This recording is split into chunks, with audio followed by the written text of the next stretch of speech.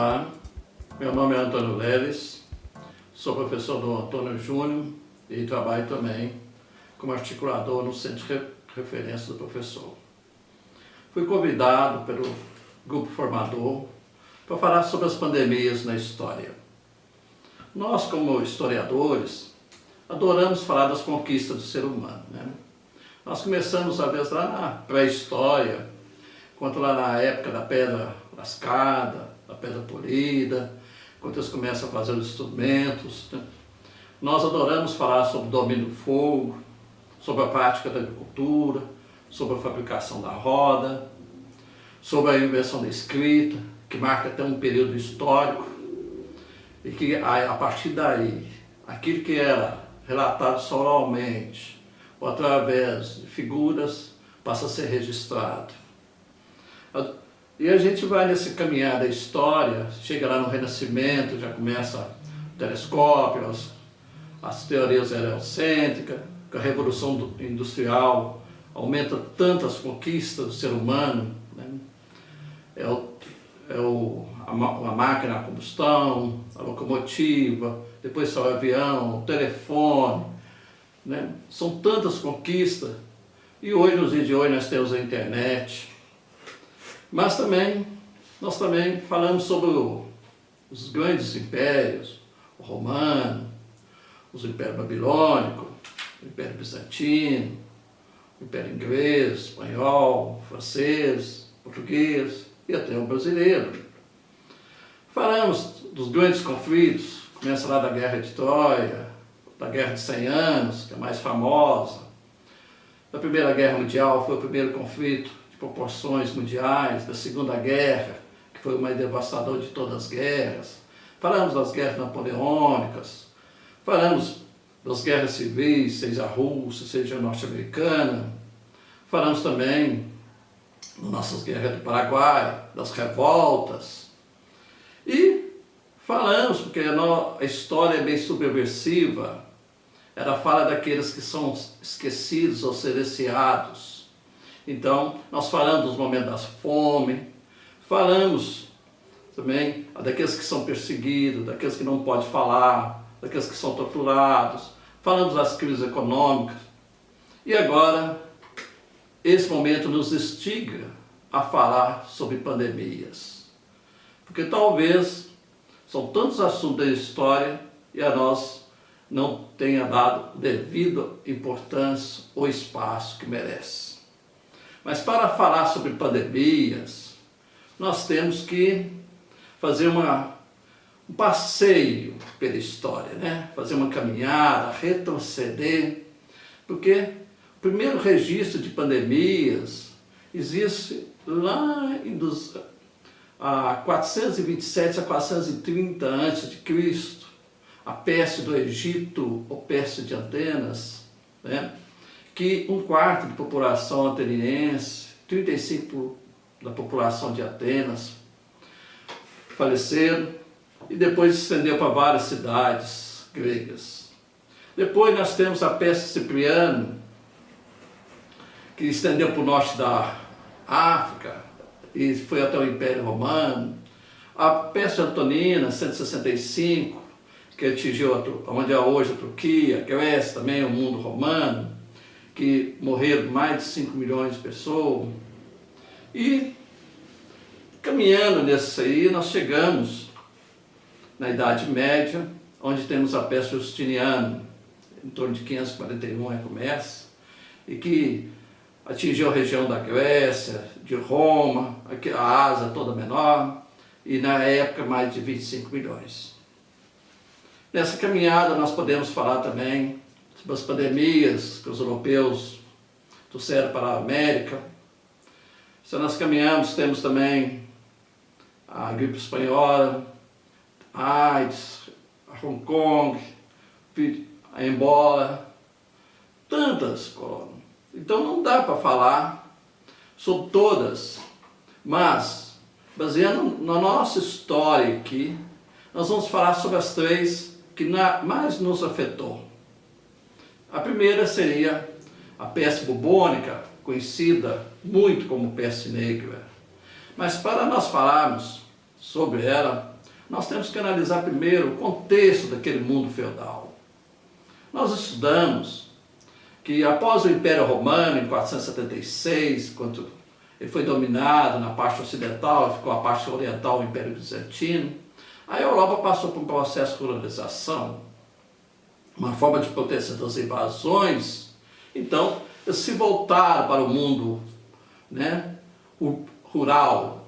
E a Europa fragmentou em vários reinos, que eram feudos, esses territórios. E havia duas classes sociais na Europa nessa época, eram os senhores feudais e os servos.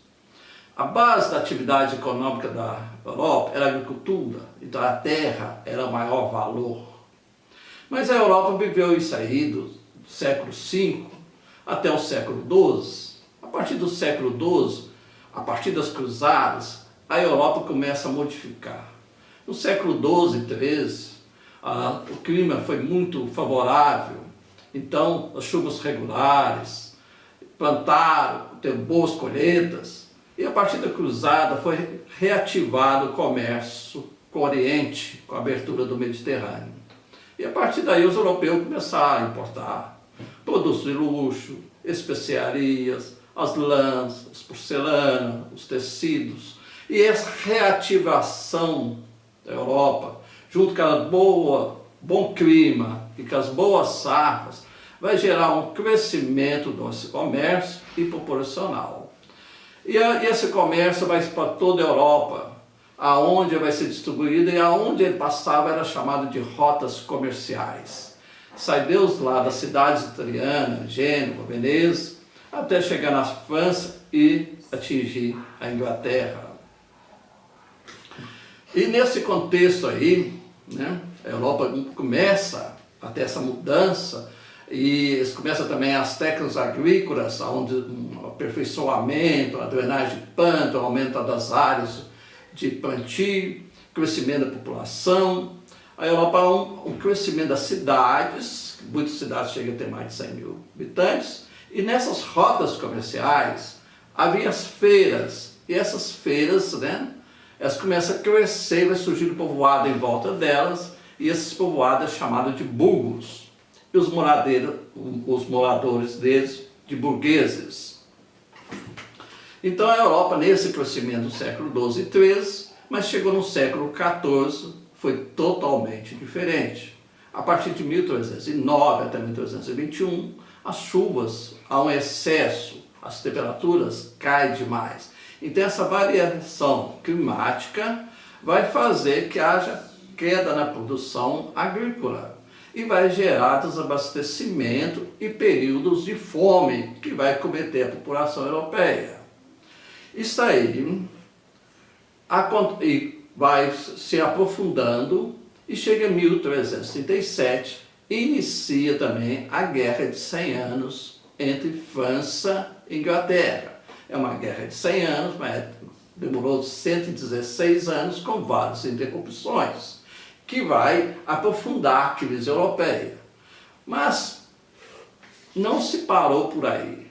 As coisas foram se avolumando, porque em 1346 começa a chegar, né, junto com os tecidos, com as especiarias, com a seda, com as porcelanas, ratos e pulgas que os acometeram eles da peste bubônica. E a Europa vai se tornar um ambiente propício para a proliferação da peste, porque nesse crescimento da cidade, a Europa estava um verdadeiro lixão a céu aberto. Não havia urbanização, os esgotos corriam no meio da rua, e uma população que estava subalimentada, subnutrida, estava enfraquecida. Então a peste bubônica acometeu. Povoados viraram cemitérios, né? Extinguiu famílias inteiras. Ela não escolheu sexo, seja homem ou mulher, não escolheu idade, crianças, adultos, idosos, né? Não escolheu classe social, servos, nobres, né? Até os padres. Então a Europa toda foi atingida por isso aí. E nessa situação, né, a hora que começa, cada vez vai piorando a situação da Europa, durante 6 anos, então ela vai ser o ápice dessa peste bubônica. 1/3 da população europeia, que na época era estimada em 75 milhões, 25 milhões vão falecer. Pessoas vão às vezes chegar na janela e cair mortas do outro lado, a gente vai ver as mulheres morrendo, às vezes com as crianças lá e a mãe morta, né? A cidade de Veneza, ela vai estipular uma coisa que nós vivemos, que é a quarentena. Então, aqueles navios, a hora que havia, todos os navios que chegavam, a pessoa tinha que ficar 40 dias isolados. E isso aí é baseado lá no cristianismo, quando Cristo foi, né, atentado durante 40 dias. E a pessoa então ficava isolada, e depois dos 40 dias ela estirava um pano amarelo com a letra Q, falando que estava ok. Nos feudos lá, então, com a mão de obra diminuiu, os senhores feudais, eles começam a super explorar os servos, né? Então, que era chamado também de camponeses. Então, aqueles servos que ficaram, né, eles vão começar a ter que trabalhar para aqueles que tinham falecido. Mas alguns conseguem fugir. Aqueles que conseguem fugir vão para a cidade e vai aumentar mais as possibilidades da peste ainda. E aqueles que não conseguem, então, cada vez trabalhando mais, por exemplo, se tinha 30 servos, só ficou, às vezes 20, às vezes menos, às vezes um pouquinho mais. Então, eles começam a ficar cada vez mais insatisfeitos e chega um ponto que estoura as revoltas camponesas. Sempre teve revoltas camponesas, só que as anteriores, os senhores feudais, eles estavam fortalecidos, nessas estavam enfraquecidos, então eles não conseguem conter essas revoltas. E essas revoltas, elas se espalham por toda a Europa Ocidental. E a partir disso aí, os servos então começam a queimar as plantações, começam a assassinar os senhores feudais, a invadir os castelos, a saquear as cidades, os pontos de comércio, as caravanas. E, com isso, as rotas comerciais se tornam inseguras, as cidades ingovernáveis. Então a Europa começa a viver, como se diz, um vulcão em erupção. E, nesse período aí nós falamos que o comércio começou a ser reativado no século XIV. 12 lá, após as cruzadas, e que no século XIV ele estava mais fortalecido. Então tinha essa classe de comerciantes que é chamada burgueses, eles estavam prejudicados nos seus comércios, porque as rotas não tinham jeito de trafegar, as cidades não tinham comércio, eles eram saqueados. Então, para dominar essas revoltas, aí que surge a figura do rei. O rei era um senhor feudal, e tinha uma autoridade compartilhada também com os senhores feudais. Ele não tinha o poder que ele teve depois. Então, com os nobres enfraquecidos, o rei então começa, a partir do apoio da burguesia, a conter as revoltas camponesas. E essas revoltas vão sendo contidas, né? Até que os reis têm um controle da situação. A partir do momento que eles têm um controle, eles começam a criar uma estrutura administrativa, começam a fazer as leis, começam a aplicar as leis, começam a cobrar um imposto único em todos os locais. Então, eles começam a se organizar e formam o Estado Nacional, que vai beneficiar imensamente a burguesia, que ela vai poder desenvolver as suas atividades com maiores condições. E nessa formação do Estado Nacional, quanto mais o rei vai tendo poder, mais ele vai centralizando na mão dele. e que vai formar, então, uma forma de governo que é conhecido como absolutismo, que o rei vai justificar esse poder dele, falando que é de origem divina e que um monte de arbitrariedade vai se cometer por ser um representante de Deus na Terra. Mas, além disto, a Europa vai viver outras mudanças, né? Eu esqueci de falar para vocês que também durante a peste negra, né, eles vão tentar arrumar culpados. Quem que eles vão culpar? Eles vão culpar os judeus, vai culpar também os ciganos. E também eles vão achar, baseado na parte religiosa, que alguns vão achar que era um castigo pelos pecados, então alguns vão autoflagelar. Outros vão achar que é o Apocalipse, então vai querer doar seus bens, né, para a igreja. Então, nessa situação aí, de desorganização do mundo medieval, vai surgir lá naquelas cidades italianas, aquelas cidades comerciais que recebia e mandava mercadorias para fora, que recebia pessoas e que também que as pessoas iam para longe, também recebia o conhecimento, né? E esse conhecimento também ele começa a circular. O Renascimento vai ser um movimento filosófico, artístico, científico, né? Que onde aquele mundo medieval que tinha Deus como centro, o teocentismo, vai ter o homem como centro, o humanismo, em vez da fé como a única verdade, o caminho, vai surgir a razão. Em vez da associação, o individualismo. São valores que interessavam demais a burguesia, que queria liberdade, não aceitava aqueles valores do mundo medievais. Então, esse renascimento ele vai também se propagar para toda a Europa Ocidental. E vai surgir os cientistas questionando às vezes 1000 anos de conhecimento, porque considerava que a Terra era o centro do mundo, porque o homem tinha sido criado à imagem e semelhança de Deus.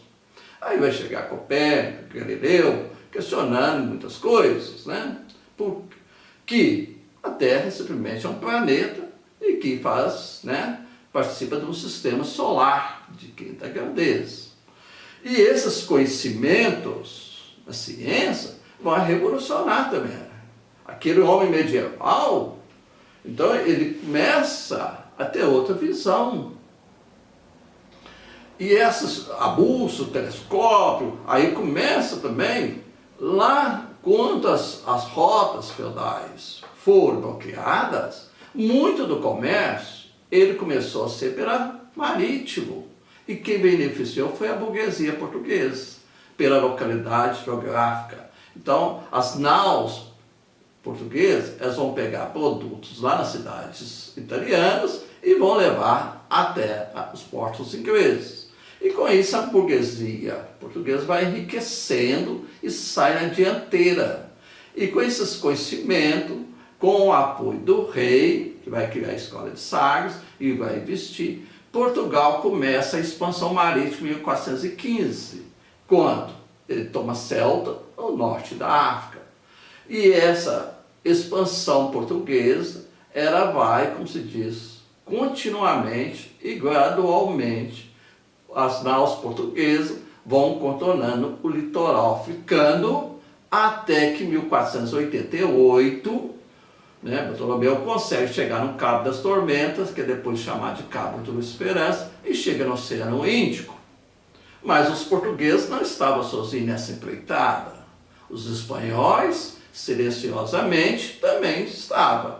Baseado na teoria da esfericidade, que a Terra era redonda, eles estavam partindo para o Oriente para chegar no Ocidente. E eles descobrem a América. A partir daí, né, vai gerar um conflito entre Portugal e a Espanha, que vai ser resolvido pelo Papa, que vai dividir o mundo entre Portugal e Espanha. Dá para nós notarmos o poder da Igreja sobre as terras e sobre o povo, que o Papa dividiu o mundo entre dois países, né? E Portugal, vendo o feito espanhol, teve que acelerar. E a partir da aceleração das portuguesa, em 1500, vai sair uma frota com 15 naus e caravelas de Portugal e que vai invadir o território, né, brasileiro em 22 de abril de 1500. É o início, né, da colonização depois portuguesa, a partir dessa invasão. É o novo mundo, e que vai dar condições, depois dos europeus, que eles vão começar a dominar esse novo mundo, e a partir depois segue para o Oriente, até a Índia e o Japão. Vão dominar os povos do Novo Mundo, os povos africanos e também as porções asiáticas. Eles tinham conseguido descobrir um novo caminho para a Índia. Então, a partir daí, os europeus vão ter acesso direto às riquezas orientais. O mundo vai modificar. O Mediterrâneo, que era o centro comercial, vai ser deslocado pelo Atlântico. Portugal vai surgir como a principal potência, logo depois vai ser sobrepujado pela Espanha, né? Vai ser o Império Espanhol, quando ele descobre ouro lá no México, e depois a prata na região do Bolívia. E também é o surgimento, o início daquele capitalismo comercial, que os europeus vão escravizar e explorar e sugar a riqueza dessas terras que eles invadiram e conquistaram. Mas, além da expansão marítima, outras coisas aconteceram no mundo europeu. Quando teve a peste negra, que as pessoas adoeciam, que viu os padres também adoecer e falecer, que viu que eles eram homens iguais a eles, que a igreja perdeu aquela estrutura, aquela autoridade que tinha no mundo feudal, que também o Renascimento foi solopando as bases da igreja. Então começa a haver a contestação ao poder de Roma, sempre também houve. Só, eles chamavam até de heresias, conseguia também conter. Por quê? O poder político era todo fragmentado. O único poder que era concentrado era da igreja, que tinha duplo poder, que era o poder espiritual e o poder político, poder econômico também. Então, a partir daí, já teve também, na época de Francisco de Assis, só que a igreja soube o quê? Aproveitar e aproveitou da situação de Francisco de Assis e buscou os pobres que estavam perdendo. Mas, se a igreja já teve 2 papados, em 1348, quando se parou na França e em Roma, nessa época a igreja não vai conseguir. Então vai haver a ruptura da unidade da igreja, né, na Europa Ocidental, contra os príncipes alemães. Vão apoiar Lutero, quando ele pegou as 97 teses dele, questionando a doutrina católica. Ele vai ser excomungado, vai montar a igreja luterana na Alemanha, e essa igreja depois, Calvino também, pega alguns fundamentos, vai fundar o calvinismo. Henrique VIII rompe com a igreja, funda a igreja anglicana, e a igreja católica vai sofrer fissuras. Aquela igreja que era toda poderosa, que era a única, que era de todos, em meio século ela perde 40%.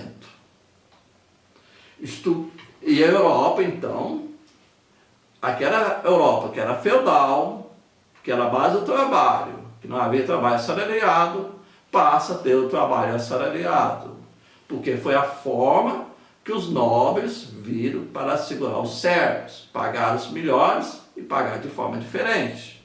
E a partir do Estado Nacional, criou as bases para a burguesia cada vez mais ter um poder econômico. Nós podemos falar também que é o início da globalização. Nós tivemos, talvez, a primeira peste globalizada, que foi a peste negra, que ela atingiu o continente asiático e europeu. Mas a partir do capitalismo inicial e do comercial, a Europa vai se tornar o centro do mundo econômico, vai dominar os outros povos, mas integrando a América, a África e a Ásia. Nesse processo de expansão marítima que nós falamos, nós também vamos falar sobre o segundo tipo de pandemias, que é as que vieram junto com os europeus. Enquanto os europeus estavam nesse processo de expansão, os espanhóis lá chegaram no México, no Bolívia, vários lugares, nas Antilhas, e os portugueses aqui no Brasil, nós tivemos algumas civilizações bem adiantadas, os astecas, os incas, mas no caso brasileiro, eles viviam praticamente na Idade da Pedra, né? E, enquanto a maioria deles tinha as armas de madeira, de pedra, os europeus tinham de aço. Enquanto eles tinham a flecha, as lanças, os arcos, os europeus tinham arma de fogo. Mas, além disto, os europeus também chegaram, né, depois de 1530 e poucos, que a capitalismo estava no Brasil, começaram a escravizar para produzir muito açúcar, para fazer o extrativismo do pau-brasil também, que era menor, mas usava ainda. Então, dessa forma, eles começam o quê? A violentamente mudar o modo de vida do elemento nativo, a escravizar, mudar seus hábitos e tudo. Isso aí vai gerar muitas mortes. Além disto, da violência da escravidão, da violência do modo de vida e das armas, os europeus teve uma arma muito mais letal, que foi as doenças que eles trouxeram. A tifo, malária, a febre amarela, trouxeram a peste bubônica, né? Sarampo, e a mais mortal dessa, a varíola. As estimativas que o continente americano teria em torno de 50 milhões, a gente não tem os dados precisos, no caso brasileiro, de 2 a 5. E que no século XVI, a população nativa já tinha extinguido mais de 80%, através da guerra, da escravidão e das doenças. Foi o maior genocídio da história. E foi isso que fez que Cortés, com 100 e poucos homens, dominasse o México, né? Bizarro, por 500 e poucos anos, 500 e poucos homens, dominasse Bolívia. Passando assim nesse caminhar nós vamos falar então da terceira, né? A terceira pandemia que afetou nós foi a gripe espanhola. Em 1914 e 18, primeiro conflito mundial. Primeiro teve a fase de movimento, depois teve as guerras de trincheira, de 14 a 17, cheguei em 17, muda o equilíbrio, sai a Rússia e entra os Estados Unidos. Só que os soldados americanos, anteriores, estavam em Kansas, teve um dia lá que quase 500 soldados adoeceram, pegaram uma gripe, mas 3 dias sarou e eles embarcaram para a Europa. Só que nessa segunda onda foi totalmente diferente da primeira. Dos Estados Unidos foi para a Europa, e da Europa atingiu, foi para a Ásia, para a África e chegou no mundo inteiro. Nessa época, a população do mundo é estimada em 2 milhões. 2 bilhões de pessoas, 2 bilhões, e um quarto dela, 500 milhões, tiveram a gripe espanhola. E cerca de 50 milhões faleceram. 10 milhões teve a Primeira Guerra, essa teve 50. Então, 5 vezes o total de mortes de uma guerra de 4 anos. E o continente europeu, aí, então, nesse contato aí, teve muitos mortos. Nos Estados Unidos, a estimativa foi entre 600 a 700 mil mortos.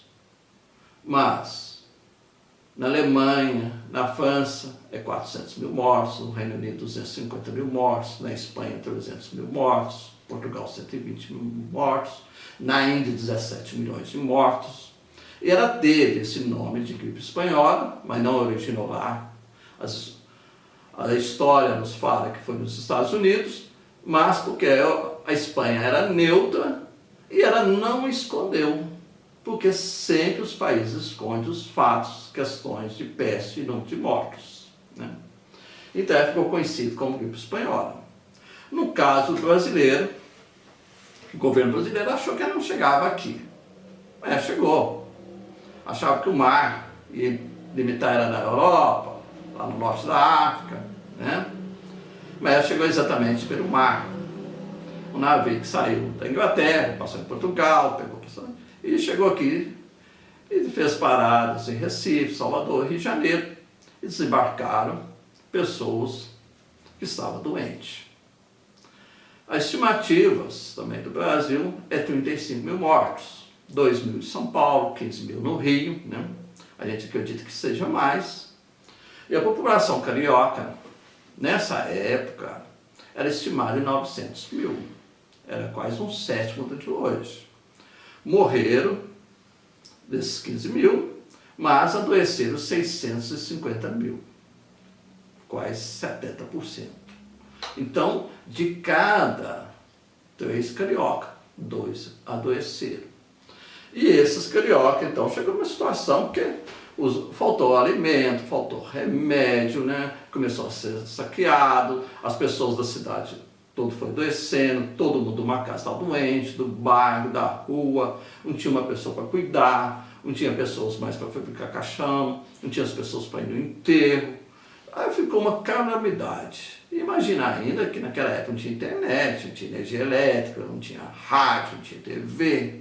Então, o carioca sofreu demais.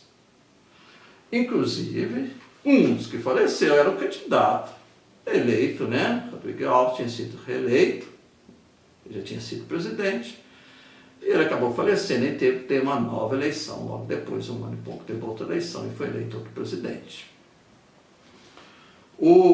Nesse período também, a desinformação, sempre as pessoas começam a achar, aí tinha as receitas em alguns jornais, né?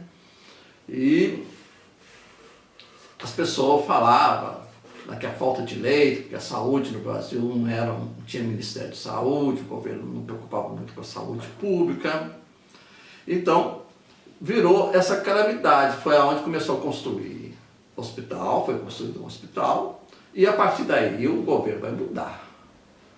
As situações da gripe espanhola no Brasil, ela vai trazer muitas mudanças no cenário político. A partir da década de 1920, né, vai surgir o movimento modernismo, aonde vai fazer um questionamento à cultura brasileira, que ficava seguindo os padrões europeus, principalmente franceses. Então a cultura vai voltar para o lado brasileiro, valorizar nossas coisas. Vai surgir também o movimento tenentista, onde oficiais da baixa tenente vai começar a questionar a Primeira República, querer o voto secreto, o voto universal, e juntando esses fatores políticos com a crise econômica de 1929, vai terminar a Primeira República no Brasil, vai instalar um novo sistema de governo.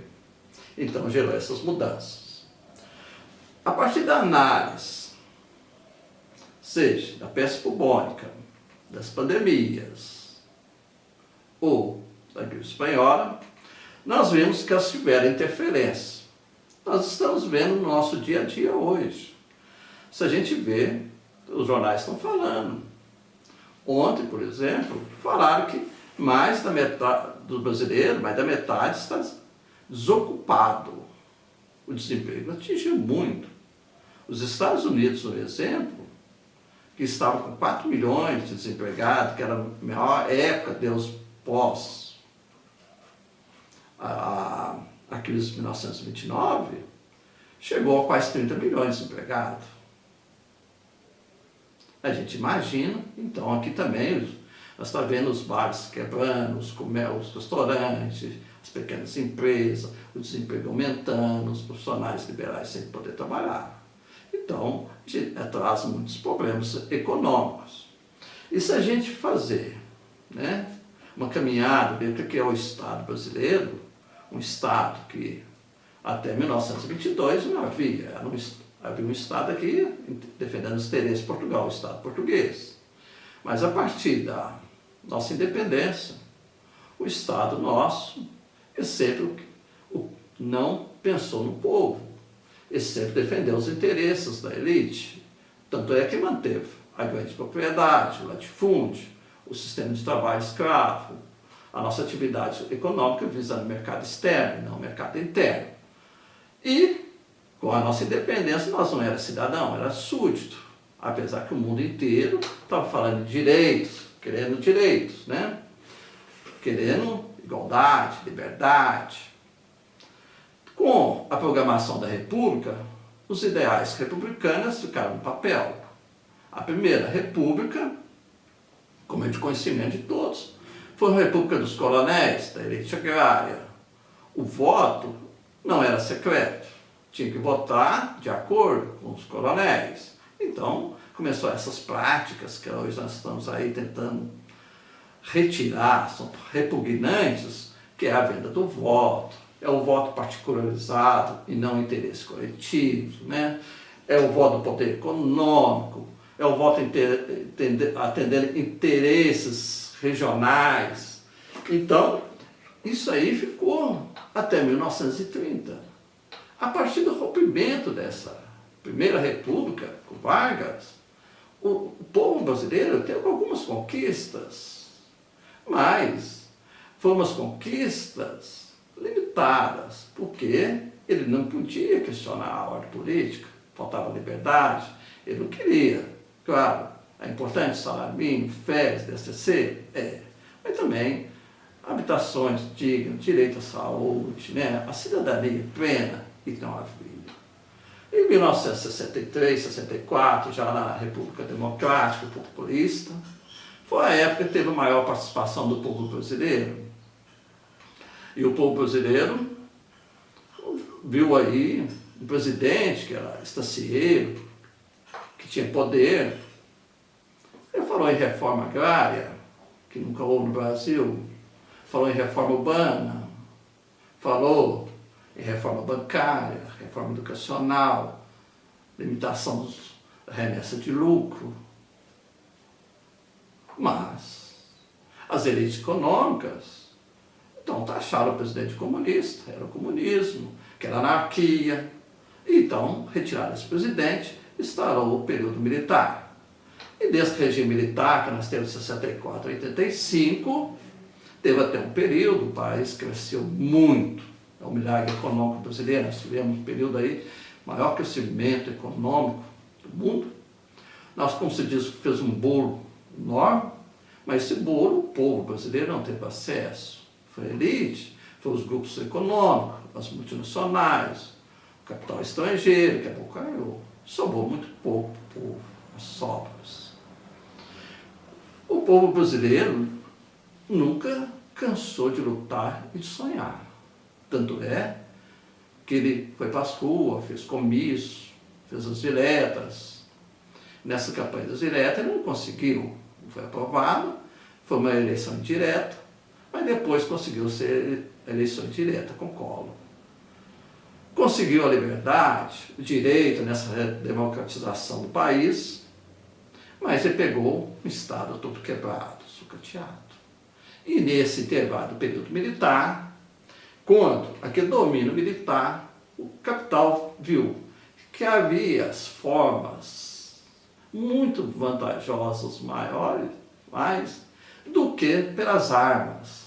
Então, através das teorias econômicas, e surge o neoliberalismo, aonde o FMI, o Banco Mundial, os poderosos reúnem em Washington e chamam os países latino-americanos, que estavam saindo quase todos os regimes militares, propondo alternativa para resolver aqueles problemas econômicos que foi piorado com os períodos militares.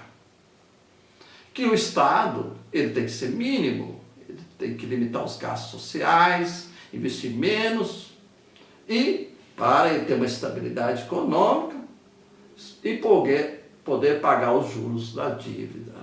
E com isto, atrair capitais. E esse aí passa a ser tomado pelos governos. A partir de 73 tem o Chile e a nossa experiência aqui com Collor, com o Fernando Henrique. Privatiza o setor siderúrgico, as estradas nossas passam a ter pedágio, Privatiza o setor ferroviário, acabamos com o setor ferroviário. Privatiza o setor de telecomunicações. O Estado, ele fica, como se diz, ele é o culpado de tudo. A ordem é o Estado mínimo, cada vez menor. Cada vez menos dever. Mas, chega 2019, nós temos essa pandemia com essa violência. E quem que vai socorrer o povo? Se nós vivemos cada dia